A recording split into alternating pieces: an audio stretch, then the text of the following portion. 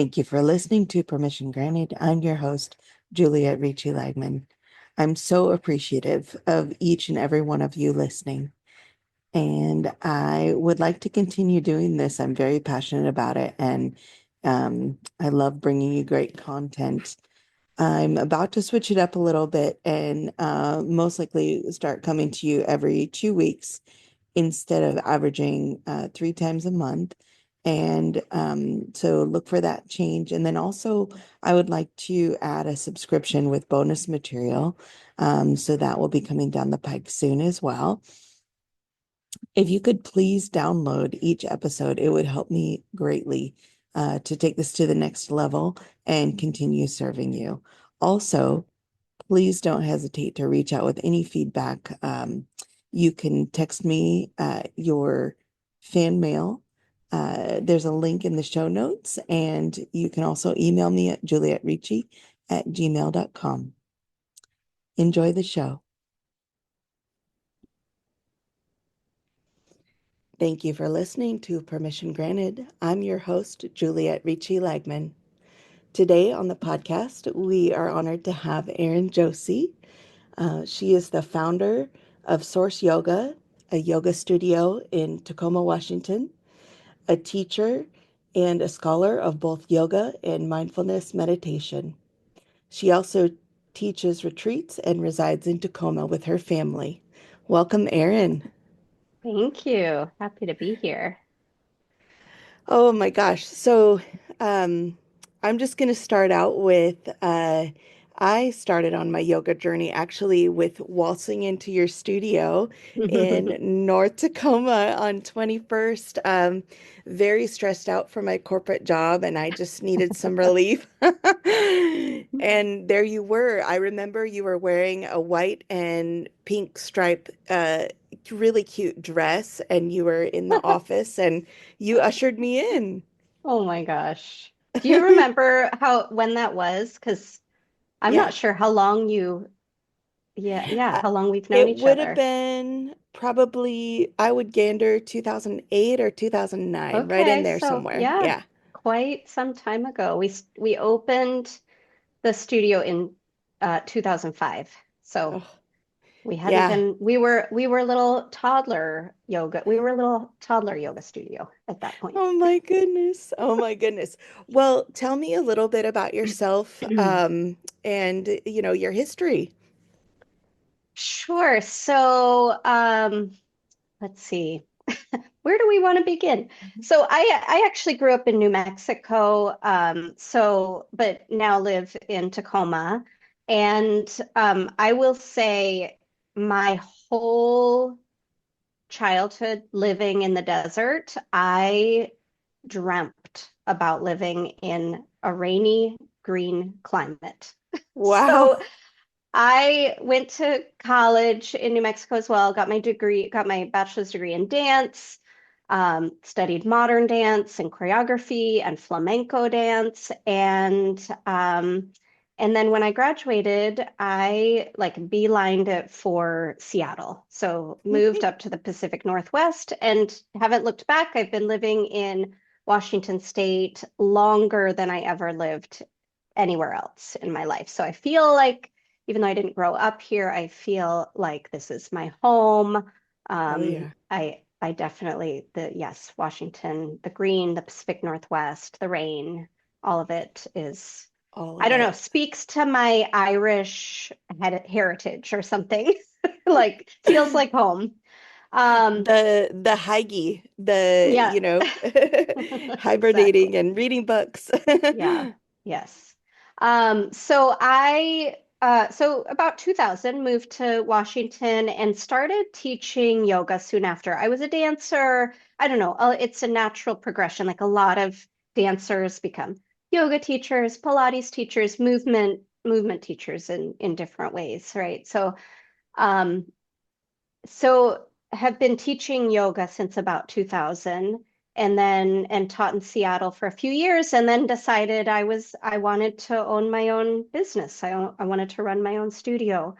Um, Yeah. I'm like an introverted person, but I've always felt really like called to leadership, like to be in leadership positions. When I was in Yeah. college, I did a lot of choreography, so I created dances and let like so there's just always been this part of me that wanted to be like in charge, I guess, for lack of Yeah. a better word, and felt comfortable in that role. So I knew when I very first started teaching yoga that I wanted to run my own studio, have my own business. So Yeah. 2005, I was pretty intimidated about the whole process. I um, connected with a close friend of mine who was I had also gone to she was also a dancer. We went to college together. She lived in Seattle, Melissa Paz, and Melissa she and Paz. I decided to start the studio together. So we did that in Tacoma, which it was kind of like right time, right place, right Yeah. energy. We were one of the very first studios to open in Tacoma. Wow. Amazing people showed up. People like you walked in Yeah. that I'm still connected with. There's still people that come 20 years later. There's still people that are coming that, started coming in those first Wow. few years, which is amazing. Um, and Melissa stepped out of the business after 10 years.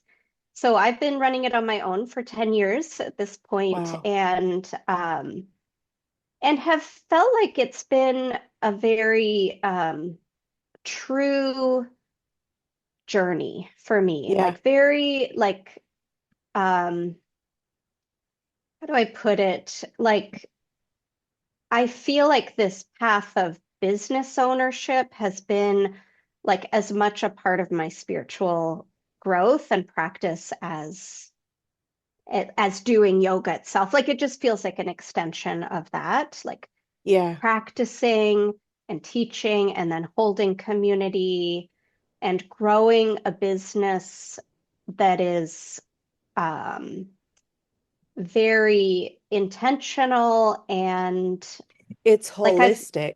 Yeah. yeah, like I've tried to really let my values and let what is true to me Hmm. lead the way with it. I've had some over the years, I've had some really great coaching as well in how to really do that in like how to create this very like values driven, heart-centered business. It's still a business. Like Yeah. I Yeah. still have to pay the bills. I still have to pay my taxes. I have employees. Yeah.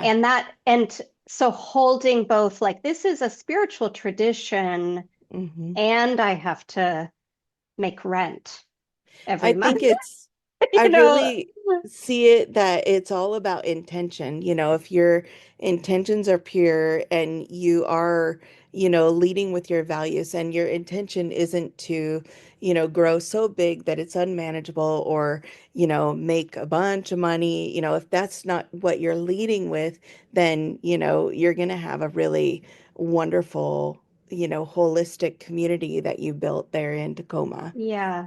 Well, and I did really grow to a point, like at one point I had two studios, Yeah.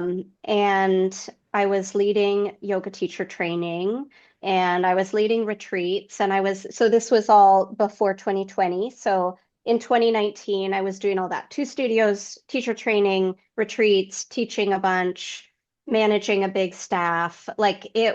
it was a lot.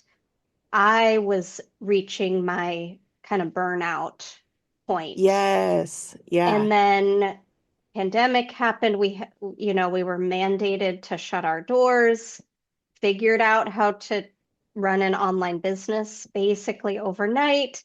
Which is amazing.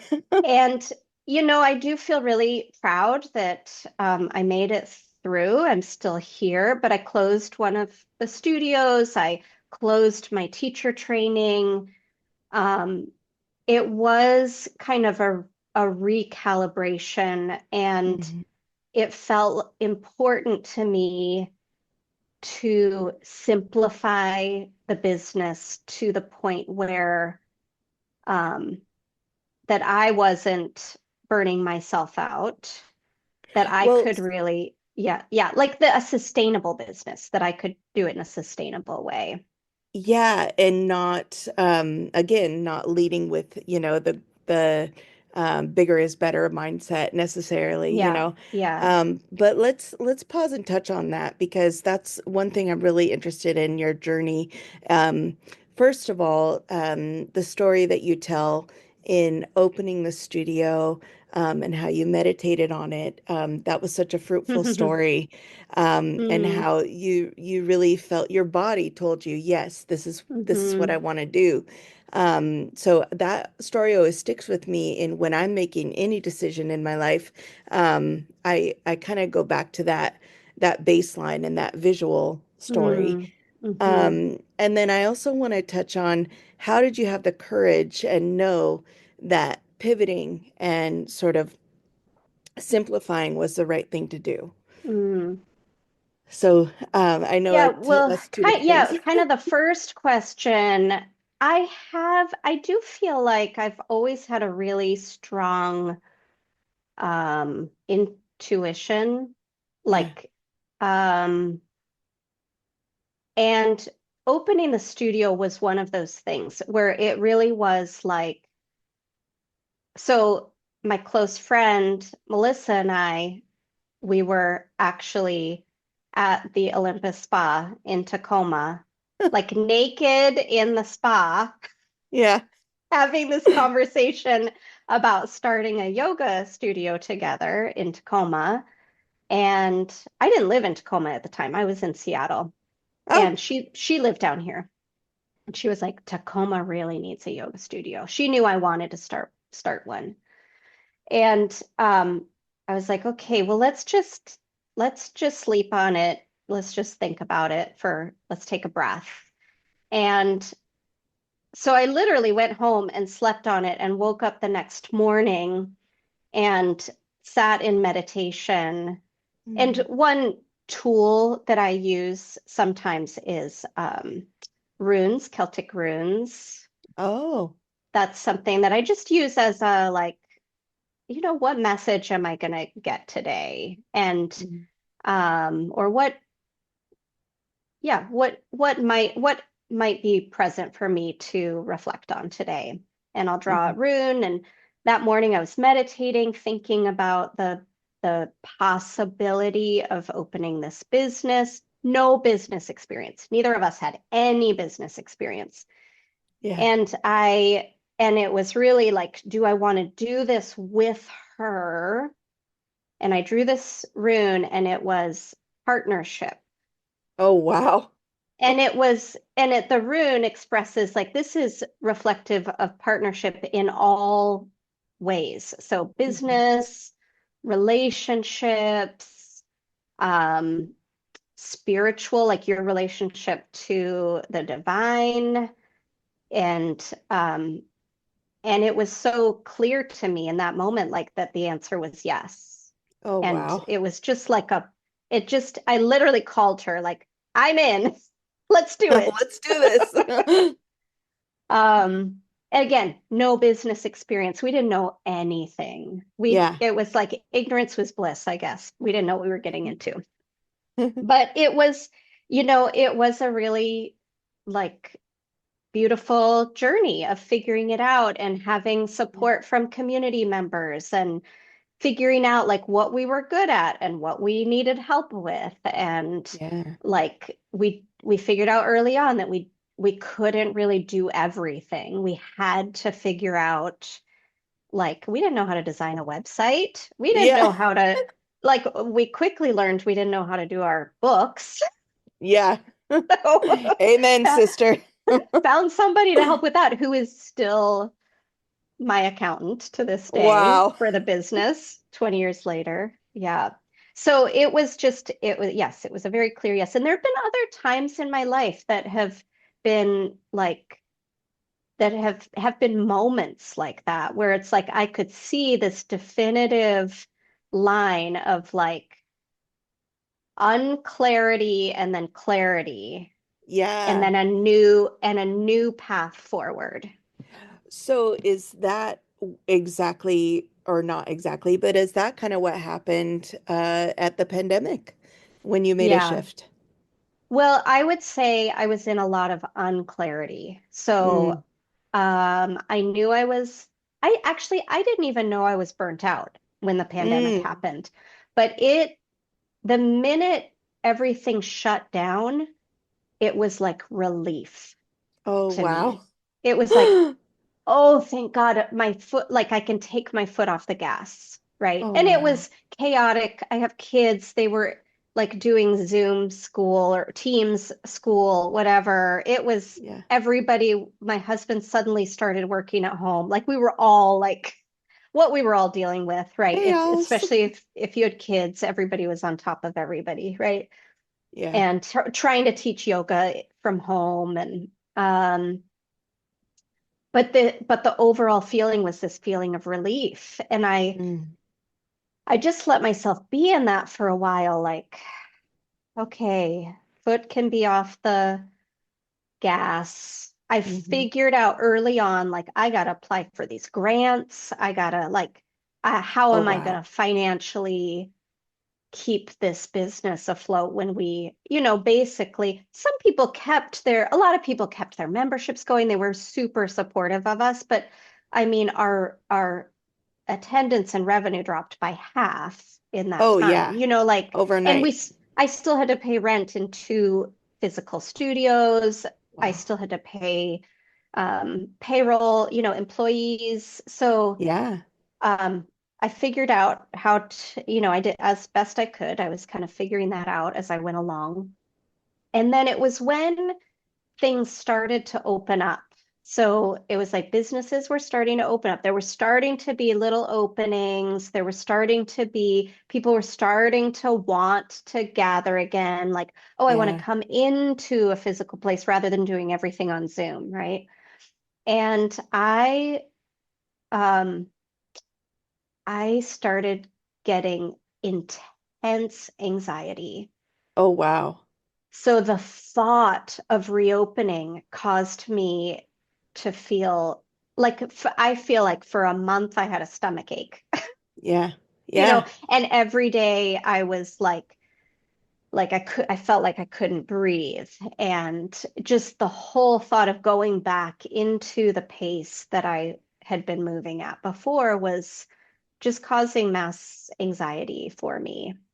I'll never forget, I took a retreat with you at Harmony Hill, and I said to you, and it was a silent retreat, and I think it was the very last day after 2 days of silence, and I was like able to talk again, so I was like, "Blah, blah, blah."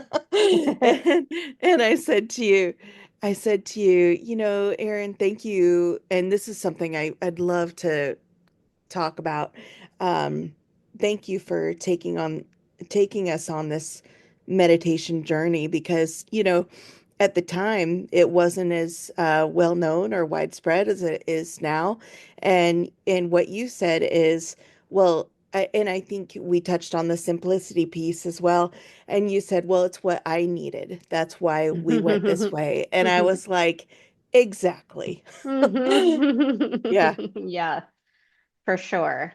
Well, and maybe that anxiety that I was dealing with actually led me to like the next phase of and I'll talk about that in a minute, yeah. um, but when I was dealing with all of that anxiety is when I decided to close my second studio. And Wow. that was like that moment of like being in massive unclarity, and then that moment of a clear decision. And then it was like I decided to close that studio and I felt like I could breathe again. I felt Yeah, and I grieve it. And I think there's community members that grieve the loss of that studio. There was a very tight-knit community there that yeah, aren't necessarily, they didn't just shift to the other studio. yeah, A lot of them stayed online. I'm still teaching online classes. And so there's some grief about that tight-knit community losing that, but absolutely. I do not regret the decision to close that studio at all. Um, Yeah, So it did give me this space to be like, okay, I want to keep doing this. I want to keep this business going, but it has to be sustainable for me. And so one studio felt doable. It was our small, simple little space that we started in. It Yeah. felt like I could really like get my hands in there and nurture that. Mm-hmm. Um, and and it has not been easy, but it has regrown over the last few years. And like I still like I still see people coming in that's like, I haven't been in since before the pandemic. Wow. That's amazing. And it's funny because it's just dawning on me. This is like episode 10 or whatever, and a through line that I keep hearing, and maybe this is just common in everyday conversation is the pandemic changed everybody's life in such a big way. I mean, I Yeah, can't talk to one person that it didn't change their whole change the direction of their life in a very yeah, meaningful way. yeah, it's Talk to true. me about how you found meditation and then went down that path of learning and moving the studio in that direction. Hmm, great question. Um, I've I've almost always like so my mom was a meditator, and so I always had it around me. She never like forced me to meditate or anything, but like she would invite me to things every once in a while. I don't know. It was kind of, she did kind of a new agey sort of meditation, but I would go once in a Yeah. while with her to things, to events, and always really resonated with that, just that simple act of getting quiet, you Hmm. know? And in high school, I took a class, Eastern thought. So I was learning about Eastern religion. Um, I think that was really my first introduction to yoga and Buddhism. And um, s- started doing yoga in college, really. And then, and yoga and meditation was always there, like Hmm. in classes or Um, when I went and did my yoga teacher training, my teacher was a, a Buddhist. And so he brought in a lot of meditation and Buddhist thought, Buddhist philosophy into our training. So it was always there, like this through line through my yoga journey and my teaching journey. And we had a teacher, I think she was really the first teacher we hired at the studio when, I mean, originally Melissa and I taught all the classes. And then Yeah. we started to bring other people on. Sherry Williams, a lot of people in the community, if they've been Oh, around, yeah. will remember her. She lives in Seattle now. She's retired. And she had started to in a very deep way, practice and study Buddhism. And she got trained to teach mindfulness-based stress reduction, That's right. which I is remember. it's an 8-week program. It was designed by John Kabat-Zinn. Um, and originally it was in like he created it for the healthcare system. So in hospital to be in hospitals and working with people with chronic illness, chronic pain, that's really who the program was designed for. And now it's Yeah. kind of the gold standard in terms of like how meditation is studied. So if you read an article and it says like this study on meditation, they very often are using that 8-week program, the mindfulness-based stress reduction, to study because it's so systematic, right? That's So, right. um, and there's lots of little offshoots of it as well. So she brought it to the yoga studio. So she started leading, we call it MBSR for short, mindfulness-based stress reduction. She started leading it, and I took it with her, and I could just really, I deeply resonated with it and felt Yeah. like I want to teach this too. And so that started kind of this long journey for me of studying meditation, going on meditation, silent meditation retreats, going to um, I went to UC San Diego, the Center for Mindfulness down there is where I did my MBSR training. So it was kind of a 5-year process to where I was like certified to teach Yeah. MBSR. And so I started teaching it through the studio and I felt and weaving it into yoga classes, weaving mindfulness in and Buddhist philosophy into the retreats I was leading, Yeah. and into the kind of the general messaging of the studio. And yeah. Do you have and that's one interesting thing is I've been to quite a few yoga studios and there's a lot of them that are athletic focused and then there's some that are more not spiritual focused, but maybe that's the right word, but mindfulness, and health focused in the slower way.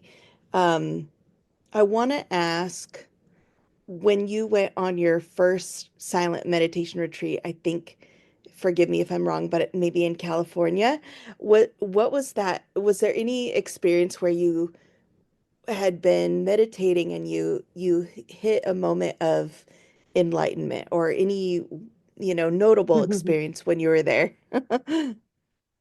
Well, mostly what I remember from my first meditation retreat, and I think it was like a 3 day, it was not super long, but 3 day is I remember it was really hard.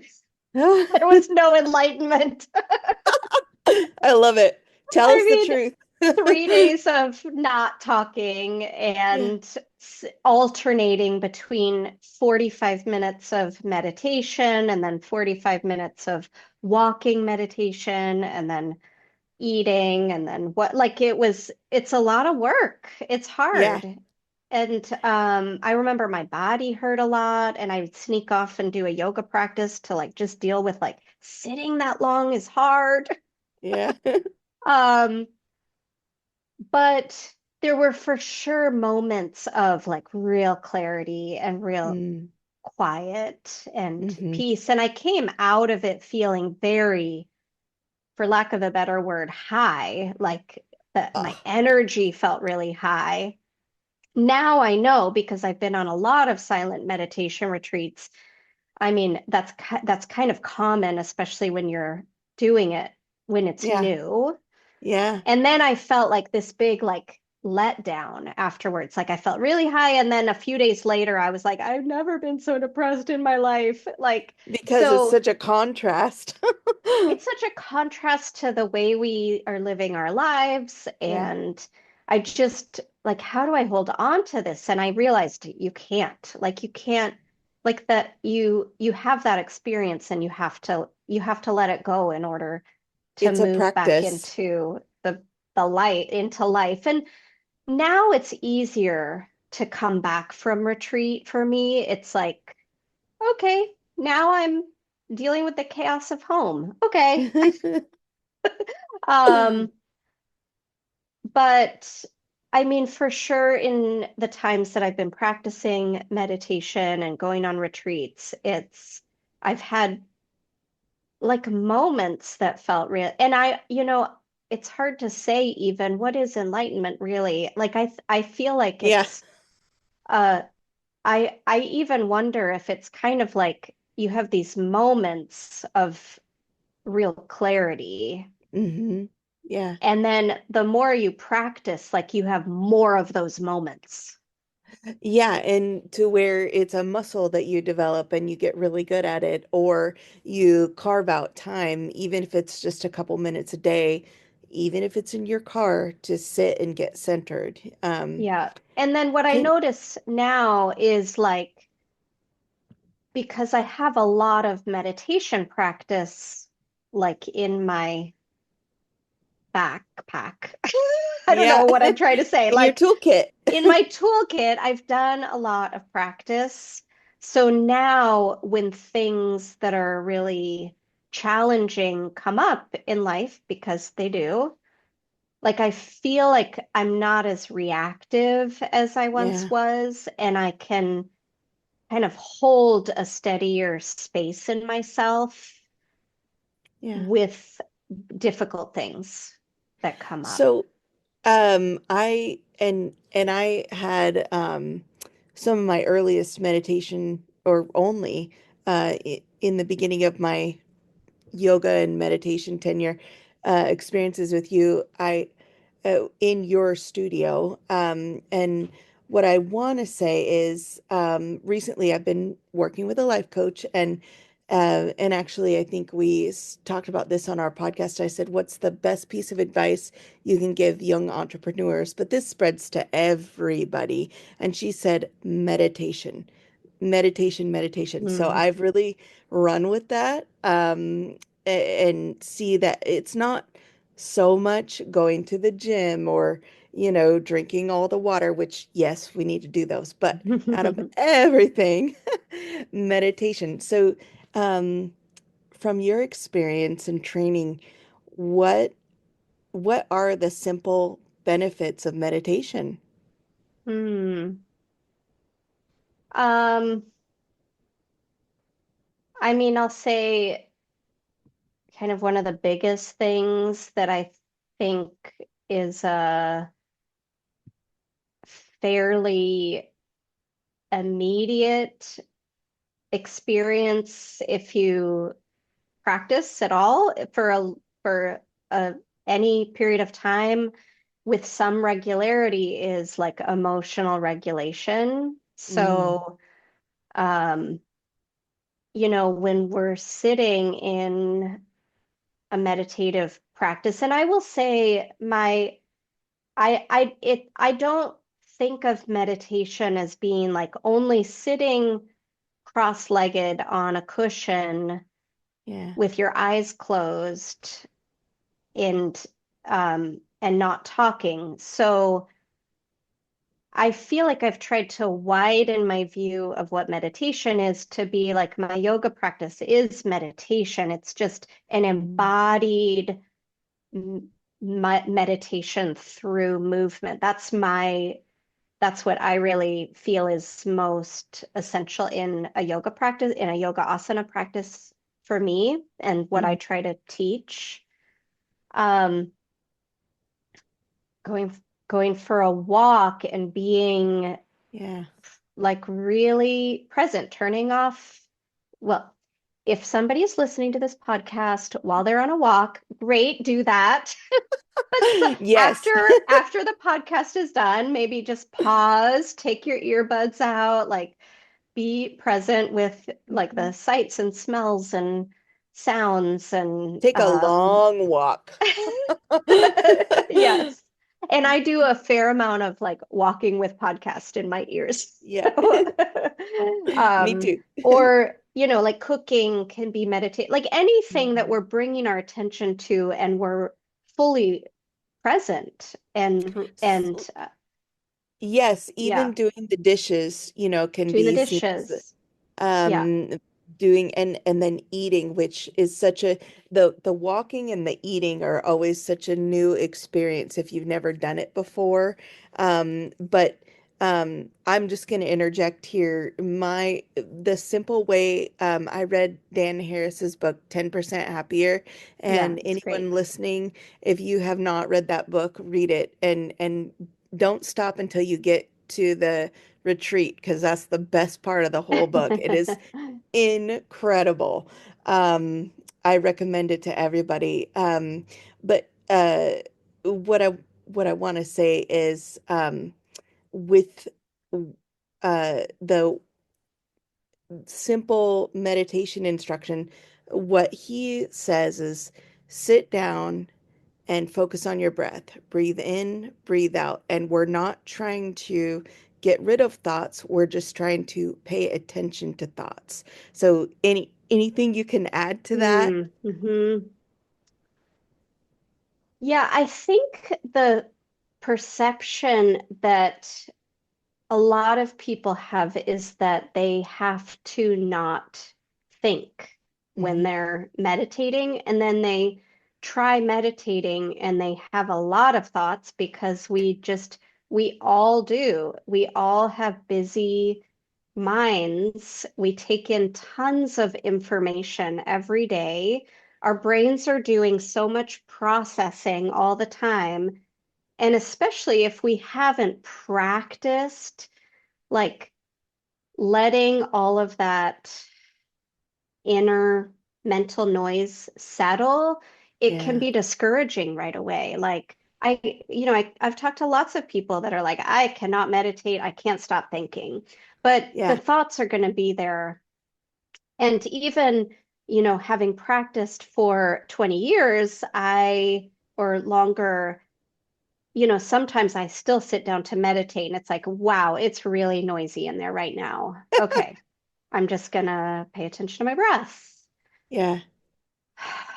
Okay, still noisy. Like, look at all of that. And then, like, keep coming back to the breath and the body. You don't have to focus on the breath. I think for some people that can be really difficult. Sometimes focusing on the breath actually creates more anxiety for people or more Mhm. tension. And I actually, on one retreat I went on, I kept trying to be with my breath, and it felt so tight in my Wow. throat for days. I was like dealing with this like tight throat, and my breath was so hard. It wasn't relieving to be with my breath. It was Mhm. stressful, right?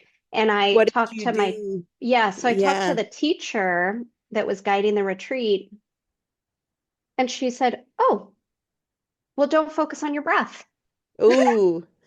And I was like, "What? I can do that?" And she said, you don't have to focus on the breath. If focusing on the breath is causing more tension, Yeah. like what can you focus on that feels more stabilizing? So for me, very often, if I don't feel really um, calmed or centered by my breath, I'll focus on like the feeling of the palms of my hands, Oh, like my hands sitting in my lap. So that point of contact. yes. I'll turn more to body sensations. Some people really like um, sound. So connecting with just what do you hear? Like just noticing sound. Like that can Yeah. be a focal point of meditation. You don't have to focus on the breath. You could focus, there's lots of different things you could focus on. And this focusing in on one thing is a technique or a practice of Yeah. meditation, but it's not the only one. Yes. So, um, when we talk about mindfulness meditation is really kind of a almost like a letting go of that single pointed focus of your attention to be present to whatever is arising moment by moment. That could be the breath, it could be a sound, it could be, oh, look at that. I'm planning the rest of my day. Oh, okay. Now I'm with my belly, my breath in my belly. Oh, I feel the ground. Like our attention naturally shifts to different things. Yeah. It's simplest to start with one thing when we're not Yeah. very trained at managing all of the noise in our mind. Like it's helpful to start with one thing, like the To breath. have a focal point. Yeah. Yeah, like a And then spot on the wall. yeah, Hmm. once we get kind of facile with that, then it's almost like we can let go of that one single pointed thing and be with whatever is. So that's when things like you're cooking a meal and like chopping the vegetables, Yeah. the feeling of the knife in your hand and the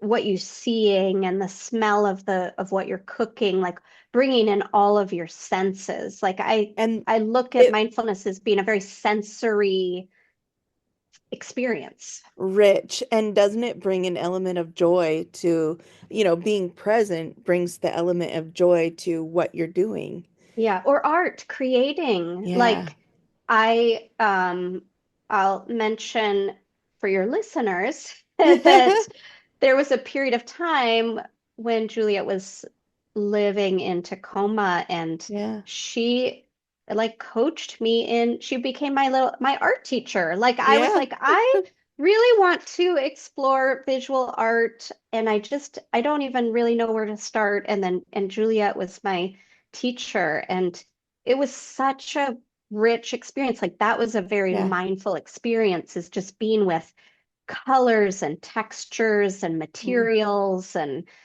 Ephemera and words. letting go of the thought about it, or the judgment. Like you were Yeah. so generous. One of your real gifts, I think, as a creative person and a teacher and an encourager of people to be creative is like we're all creative. Yeah. Like there's no like paid artists don't have aren't the only you're not an artist only if you're getting paid to sell your art. Yep. Like there's ways that we can express our creativity in so many different manners. And Yeah, I truly believe that everybody is creative. I hear a lot of people say, "Oh, I'm not an artist," or "I could never." And the truth is, everybody can do it, and everybody has it because we were born to create. We are creative beings. We were created, yeah, and even if you take that obviously to cooking and gardening and all these million other things, but expression is in us, it's yeah, there. yeah. There have been different times when my creative focus has shifted to different things. I've done a lot of Yeah. writing, have really focused on that as creative expression at different times. That's a little bit on the back burner for me right now. Like, I wanted to actually, talk yeah, about the Source Yoga Journal and your writing projects, and I completely respect if writing is on the back burner.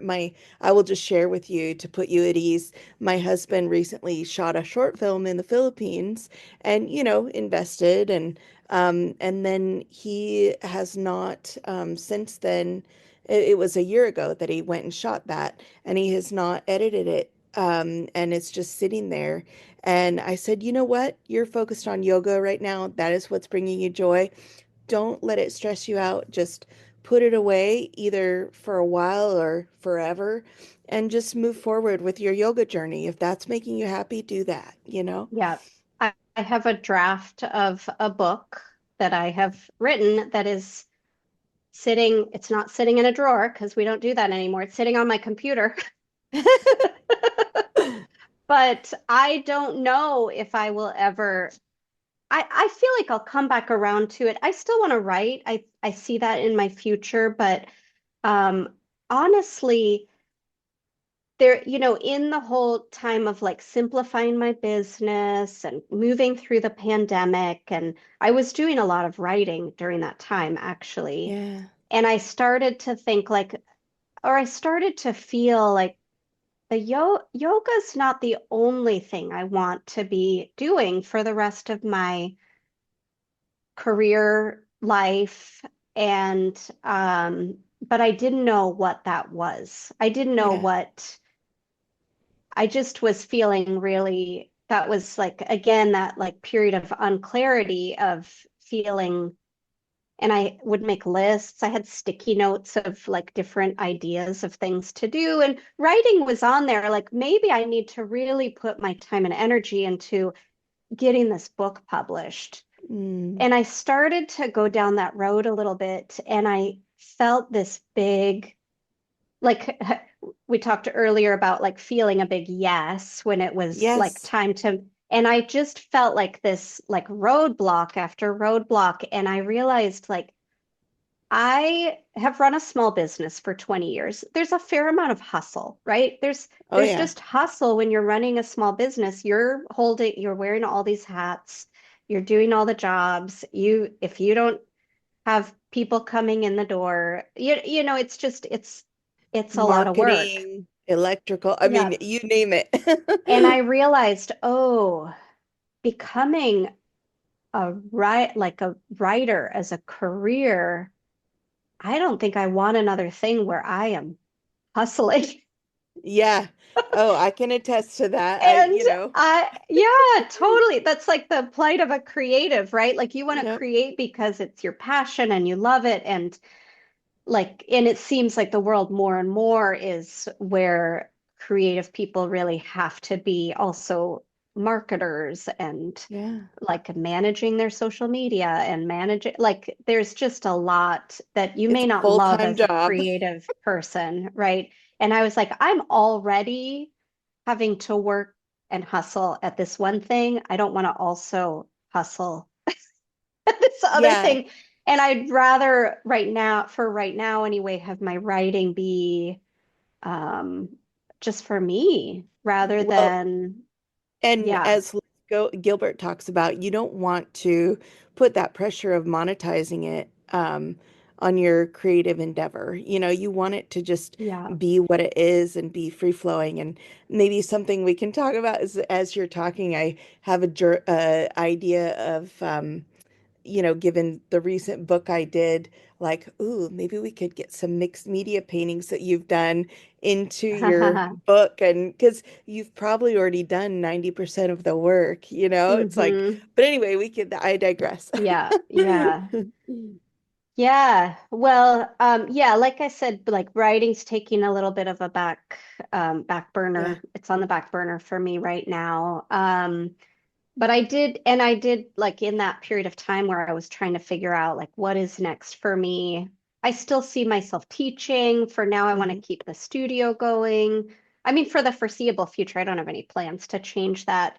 Um, but I tiptoed down the path of several different things that were like, nope, this isn't it. Okay, try this. Yeah. Nope, that's not it. And Yeah, your then, curiosity. yep, just following my curiosity.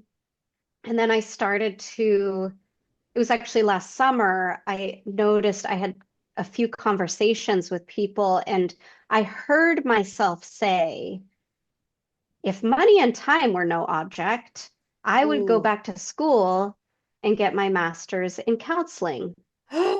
And after about the third time I heard myself say that out loud, I was like, maybe that's what I really want to do.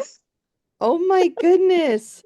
So, okay, tell me about that journey. I want to before we get off, ultimately, I want to touch on the Source Yoga journal that you Oh, guys yeah, yeah, yeah. publish. But how tell me about the impetus for going down this path of going back to school. Yeah. Well, I'll touch on the journal piece because I feel like that's one place where I've been able to keep my creative juices flowing. I'm gonna grab the journal so I'll just give a little Yes, view. We've published wonderful. two. So I wanted to create something that gathered art and writing from the Source Yoga community. And the first one we published was in the winter of 2023. And I'll say Tamiko Nimura is a Yes. longtime Source student and community member, and she helped me edit. And then Burju Koleli is an artist, an amazing artist that helped with the layout and the design, and a lot of her pieces are in it. So this was our Mhm. first one. So Wow. I know this is her beautiful artwork and design, and Beautiful. um, oh, this is a adorable little bookmark that Oh, she created, I love it. and um, and then it's like writing from our community and Yeah, some art, and it was incredible. so it was so such a sweet little process of creating this. And then we created another one this last fall of 2024. Wow. I know, I isn't love that it. beautiful?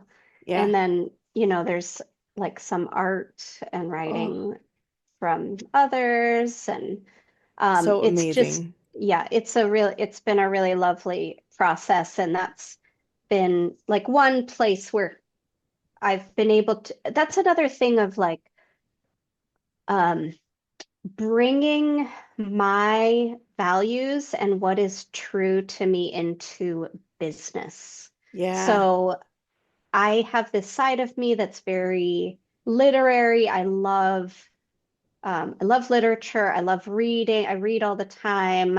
I love writing. I love words and I love creative Mm. process. And so I don't love traditional marketing or, I mean, I have to do a certain amount of that, right? But I've tried to, especially in the last couple of years, like, what are just like creative, different ways to connect with community inside the studio and outside of the studio that I guess you could call it marketing, but it is like, it's just this is an expression of who we are in the world. Yes. Yeah. The And individual coming together. Mm-hmm. so part of it is like these journals has been one piece of that. Like, let's just create something together and put it out there. And I mean, our response has been really wonderful. People love it. Wow. And we'll be doing another one. I Yay. just had a meeting with Tomiko last week about the next edition, 2025. 2025. Yes. Um, so that has been, yeah, that's been really fun. And then here's another way, like I've brought in this kind of literary piece, this literary love of mine is actually one of the former teachers, community members. She used to be the manager of the studio. Sherry um, created for me a little free library right outside the Oh, studio. I love it. And so I'm like always like I'm going to the library book sales and I'm trying to collect books all the time and stash them in there and keep it. Yeah. So that's like kind of one of the ways that I want to like be reaching out and giving back to community is through Yeah. books. And it's such a sweet, neighborhood. I mean, granted, I have not been down there for a little while, but it's such a sweet space and such a great community. I mean, Yeah. incredible. Yeah. It's definitely a lot of like a walking neighborhood. Like books go fast in that little free library. Like I have to Ah, keep it stocked every week. I have to put new books in there. I love it so much. That's wonderful. I mean, Hmm. books, I have this, you hear people say, books are back, and that they're opening more bookstores and Barnes and all. I'm like, yeah, books are never gonna go anywhere. Like, Hmm. there's nothing like holding a book and the smell of a book and like it's the Yes. best thing in the world, really. Yes. And Oh my support your gosh. local bookstores. Yes. Can't say enough about that. I'm working right now on like breaking up with the giant online. Yes. Yes, I me mean, too. It's so hard. I generally don't buy books from them, but other things, and I'm trying to find other ways to do Detach. that. Yes. Yeah, to divest myself. So, we're going to wrap up soon, but I do want to talk about your journey to going back to school. Yeah. So yeah, I had this, inclination. It kept showing up on my lists to go back to school and get my master's in counseling. And I was it just kept like I kept brushing it aside because of the time. Oh, that's going to take forever. And the Yeah. money, like, how am I going to pay for this? And finally, when I was like, I think that's what I really want to do, I had to kind of let go of the like, I still don't know how I'm going to pay for it. And I'm figuring out the time. Yeah. I had all these prerequisites that I had to get. So I've been doing community college classes, psychology and sociology, and I love it Wow. so much. It's so fun to be a Wow. student again. It's much better being a student at almost 50 than it Mhm. was at Then 20. 20s. Yeah. Yes. Um, and I've applied for a program in marriage and family therapy that starts next fall. So I'm Oh, waiting wow. to Cross hear your back. fingers. cross my fingers. But what, tell me about the, what brought you to want to study marriage and family counseling? Yeah. Well, I have benefited from marriage and family counseling Me myself. too. My husband and I have had a great therapist for a few years now, and it's been hugely helpful. Yeah. When I was dealing with the anxiety about reopening the studio, I went into therapy. I got some counseling for myself that was really helpful. And I think there was this feeling of like that I've had with yoga and meditation that are hugely valuable resources. And I feel like they may not always be enough Mm, for people.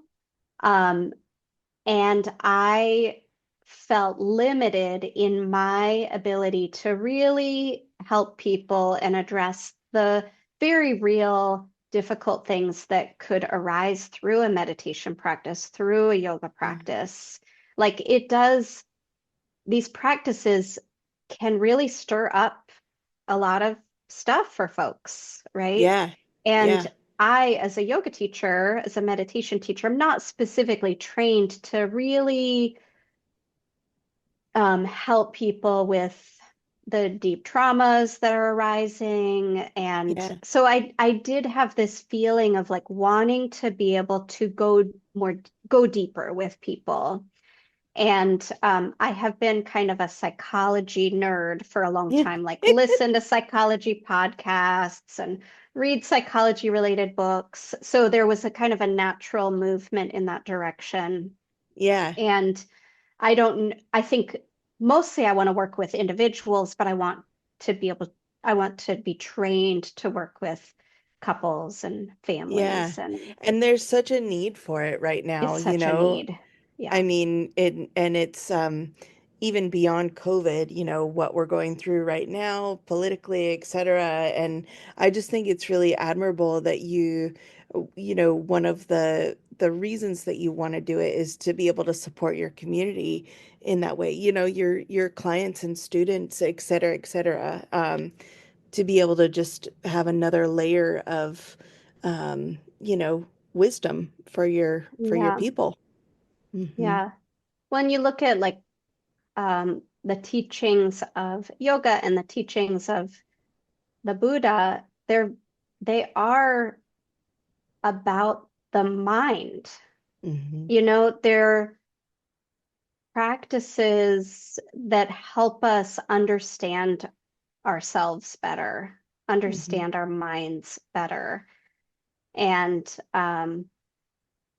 so I think it's funny, I know quite a few yoga teachers that are making this move towards psychology or psychology related Interesting. fields. There's a lot of movement in that direction. And I think that's it, is like we have been exploring these practices of gaining deeper understanding for ourselves. And there's a place, I mean, I think that people that have a yoga practice, a meditation practice, and are serious about this process of understanding themselves better, I think like bringing in therapy and Yeah. um, that kind of support is really valuable in that process as well.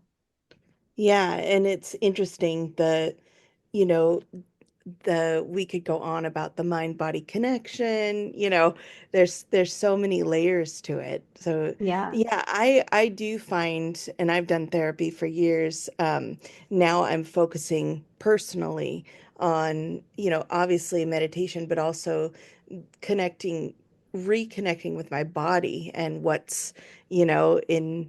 inside and being Well, and able to, I yeah, think a lot of psychology is very like cognitive. It's yeah, very like in the like top down, as they say. And I think because of my yoga and meditation, mindfulness experience and practice and teaching, I I really want to kind of help people find like kind of tune into their bodies more, Yeah. like bring in somatic practices, bring in mindfulness, and maybe movement so that Yeah. it's not so much a heady Cerebral, cerebral cerebral. experience, but we're like how are we processing all of that in our bodies, right? Yeah, and I think that that's kind of something that I've noticed is, through the journey I've been on the last few months and talking to all these healers and practitioners, there's just I just noticed that there's a lot of people hurting, and so I think, the through line is that, you and I want to find ways to help people, and also learn as we go and expand our knowledge. Yeah. Yeah. So interesting. Um, well, we're pretty much out of time, and I could talk to you all day. I know, me too. Is there anything else that you would like the audience to know? Hmm. Um, well, I don't think I said that, if you are in the Tacoma area, come see me at Source Yoga. Um, but I do teach online. So you could, I've got people that join me from lots of different places when I teach online. I've got a student that's down in California. She's there every week. I do an online meditation every Monday at noon Pacific Mm. time. I have somebody who joins me from Denmark. Oh, It's wow. not like it's 9 p.m. for her there, and she meditates with our group and then goes to bed. I love it. Um, yeah, so you can find me there. And And yeah, I I'll do put lots of local all, retreats. So retreats in Washington a couple yes. times a year, a few times a year.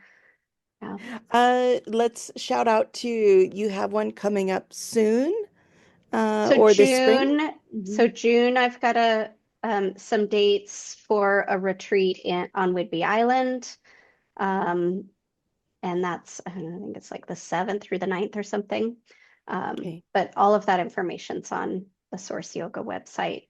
If you, yeah, search Source Beautiful. Yoga Tacoma or Source Yoga Online is our website. Yeah, Okay, perfect. And I'll put all that in the show notes, of course, so people can great. find you. Oh, Erin, it's been such a pleasure. Thank you so much. Yeah, thank you so much for inviting me to be here. And it's always Mm. really sweet to connect with you again. And Thanks for listening, everybody. I'm so grateful you were able to join us today. Please share and like and review this podcast. Also, if you have any comments or questions about anything, I would love to hear from you. You can reach me at juliettericci@gmail.com, and info is in the show notes. Till next time, have a great week.